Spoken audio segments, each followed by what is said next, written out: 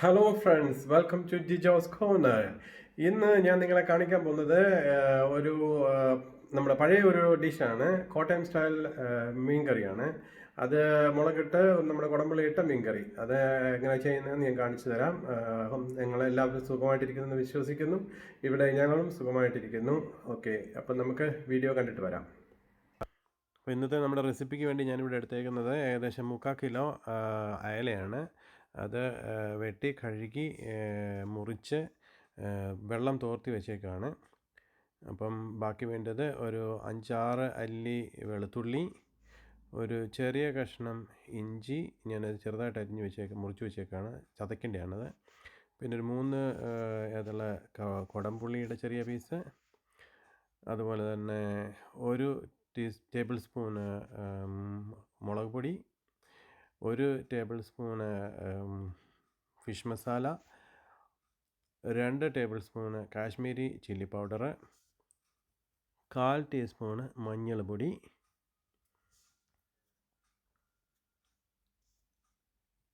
ഉലുവ 1 table spoon, കടുക് 1 table spoon, കറിവേപ്പില ആവശ്യത്തിന്, ഉപ്പ് ആവശ്യത്തിന്, എണ്ണ 2 ടേബിൾ സ്പൂണ്.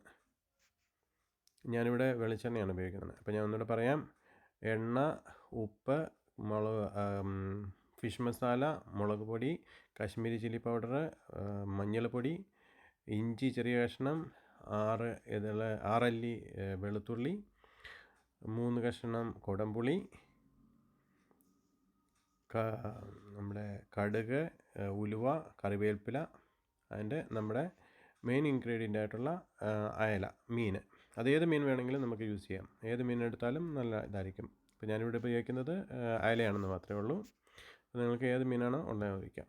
അപ്പോൾ ഞാനിവിടെ ഒരു പാത്രത്തിൽ കുറച്ച് വെള്ളം ചൂടാക്കാൻ വെച്ചിട്ടുണ്ട്. അത് ഈ പുളി നമ്മൾ അതിനകത്ത് കഴുകി അതിനകത്തിട്ട് അത് തിളപ്പിച്ച് അതിൻ്റെ എടുക്കാൻ വേണ്ടിയിട്ടാണ്, ജ്യൂസ് എടുക്കാൻ വേണ്ടിയിട്ടാണ്.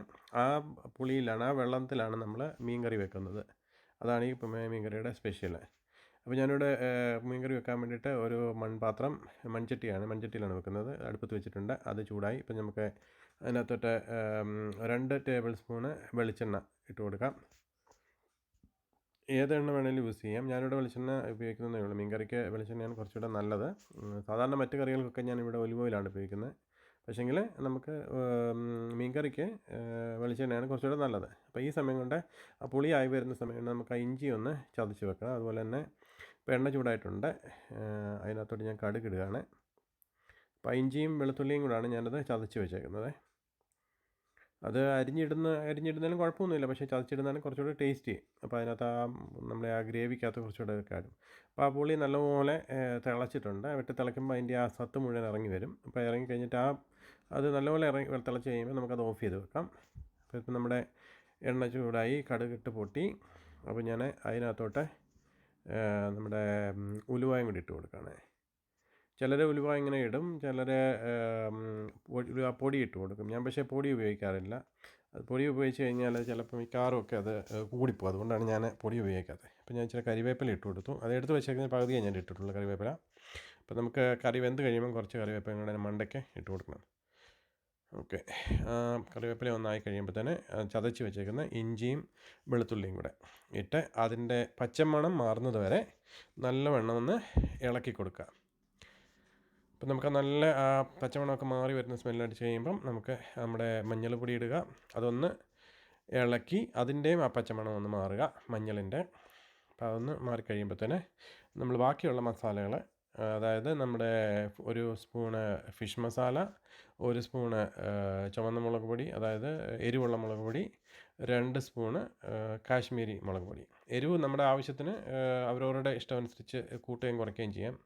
ഞാനത് ഇച്ചിരി എരിവ് കൂടുതലാണ് എടുത്തേക്കുന്നത്. എനിക്ക് ഇച്ചിരി എരിവ് കൂടുതൽ ഇഷ്ടമായതുകൊണ്ട് ഞാൻ അങ്ങനെ എടുത്തേക്കുന്നതേ ഉള്ളൂ. അത് നിങ്ങളുടെ താല്പര്യം അനുസരിച്ചിട്ട് മുളകിൻ്റെ അളവ് കൂട്ടുകയും കുറയ്ക്കുകയും ചെയ്യാം. അപ്പം അതൊന്ന് കരിയാതെ നല്ലപോലെ ഒന്ന് മൂപ്പിച്ചെടുക്കുക.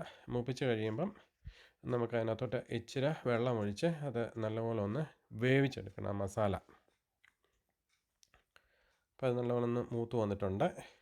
അപ്പോൾ ഞാൻ ഇച്ചിരി വെള്ളം ആദ്യം ഒഴിക്കുകയാണ്. അപ്പോൾ അതൊന്ന് വെള്ളം പറ്റി വരുമ്പം വീണ്ടും ഇച്ചിരി കൂടെ ഒഴിച്ച് 2 പ്രാവശ്യം ഞാൻ അത് ചെയ്യും. അപ്പോൾ ഇപ്പോൾ അതൊന്ന് വെള്ളം പറ്റാൻ വേണ്ടിയിട്ട് നല്ലപോലെ ഒന്ന് ഇളക്കി കൊടുക്കുക. അപ്പോൾ അത് നല്ല മസാലയാണ് നല്ലപോലെ ഒന്ന് വെന്ത് കിട്ടും. അപ്പോൾ അതെല്ലാം അതിൻ്റെ ആ കറിയുടെ ടേസ്റ്റിൻ്റെ ബാധിച്ചിരിക്കും. നമ്മൾ ഒരു പ്രാവശ്യം ചെയ്തേ ഉള്ളെങ്കിൽ അതിൻ്റെ അനുസരിച്ച് ആ ചാറിന് അതിനുള്ള ടേസ്റ്റേ ഉണ്ടാവുള്ളൂ. അപ്പോൾ നല്ലപോലെ വേവിച്ച് ചെയ്യാമെന്നുണ്ടെങ്കിൽ നല്ല ടേസ്റ്റ് ആയിരിക്കും. ഇപ്പോൾ നല്ലപോലെ ആ വെള്ളം ഒന്ന് പറ്റി ആദ്യം ഒഴിച്ചത്. ഇനിയിപ്പോൾ ഞാൻ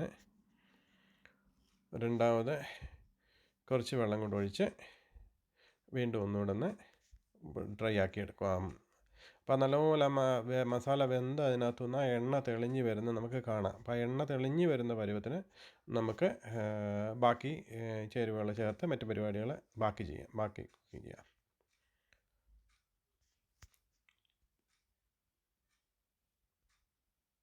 അപ്പോൾ അത് കരിയാതെ ഇളക്കി കൊടുത്തുകൊണ്ടിരിക്കണം. അപ്പോൾ അത് നല്ലപോലെ എണ്ണ തെളിഞ്ഞ് വന്നിട്ടുണ്ട്. അപ്പോൾ ഞാൻ ആ തിളപ്പിച്ച് വെച്ചേക്കുന്ന ആ പുളിവെള്ളം അത് അതിനകത്തോട്ട് ഒഴിച്ചു കൊടുക്കുകയാണ്.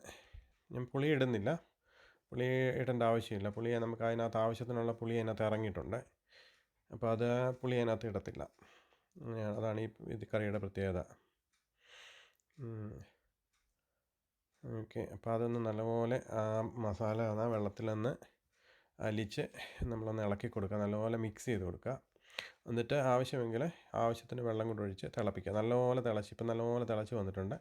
അതിനകത്തോട്ട് ഉപ്പിടുക. നേരത്തെ ഞാൻ ഉപ്പിടാൻ മറന്നുപോയി, അപ്പോൾ അതുകൊണ്ട് ഞാൻ ഇപ്പോഴാണ് ഉപ്പിടുന്നത്. ഉപ്പ് നമുക്ക് നേരത്തെ ഇടാം, പക്ഷേ ഞാനത് മറന്നു പോയതുകൊണ്ടാണ് ഇപ്പോൾ ഇട്ടത്.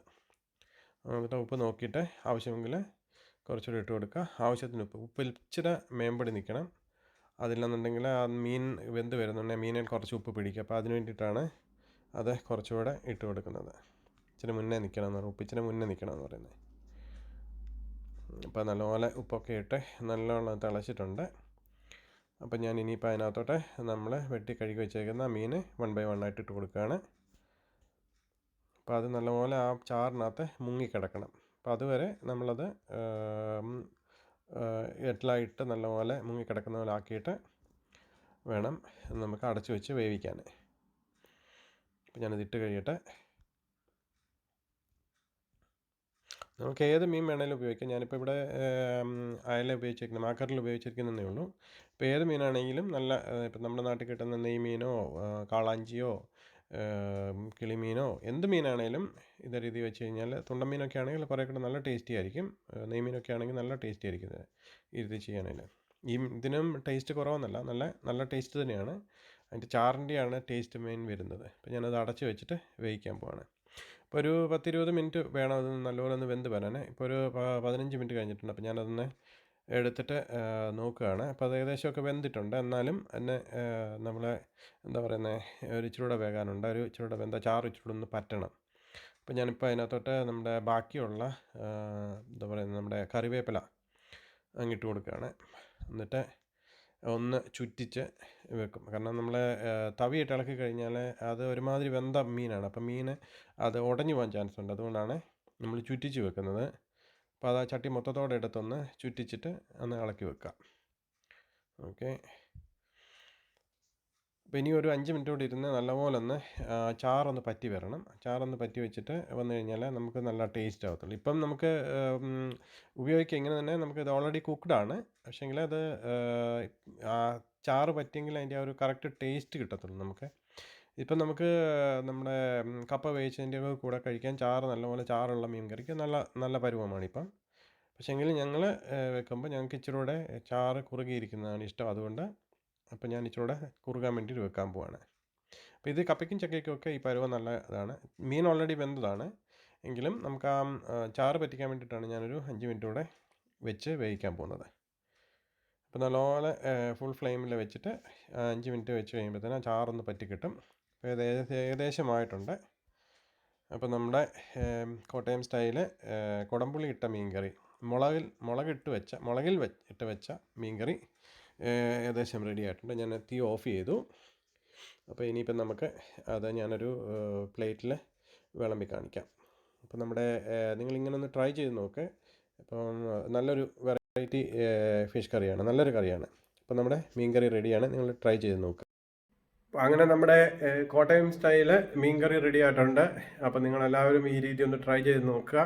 സാധാരണ നമ്മൾ കുടംപുളിയിട്ട് വെക്കുന്നതിനേക്കാളും ഒരു ചെറിയ ചേഞ്ച് ഉണ്ട് ഇതിന്. അപ്പോൾ അതുകൊണ്ട് നിങ്ങളൊന്ന് ട്രൈ ചെയ്ത് നോക്കുക. നല്ല അടിപൊളി ടേസ്റ്റാണ്, അടിപൊളി. അതിൻ്റെ ചാറ് കൂട്ടാൻ നല്ല ടേസ്റ്റാണ്. ഓക്കെ, അപ്പോൾ ട്രൈ ചെയ്ത് നോക്കുക. അപ്പോൾ ഇതുപോലെ എൻ്റെ വീഡിയോ ഇഷ്ടപ്പെട്ടെങ്കിൽ എല്ലാവരും മറക്കാതെ എൻ്റെ ചാനൽ സബ്സ്ക്രൈബ് ചെയ്യുക. അതുപോലെ തന്നെ എൻ്റെ ബെല്ലൈക്കണും ഒന്ന് അമർത്തിയേക്കുക. എങ്കിൽ നിങ്ങൾക്ക് എൻ്റെ പുതിയ വീഡിയോസിൻ്റെ നോട്ടിഫിക്കേഷൻ ലഭിക്കുന്നതായിരിക്കും. അപ്പം അടുത്ത പ്രാവശ്യം പുതിയൊരു റെസിപ്പിയുമായിട്ട് കാണുന്നത് വരേക്കും എല്ലാവർക്കും ബൈ.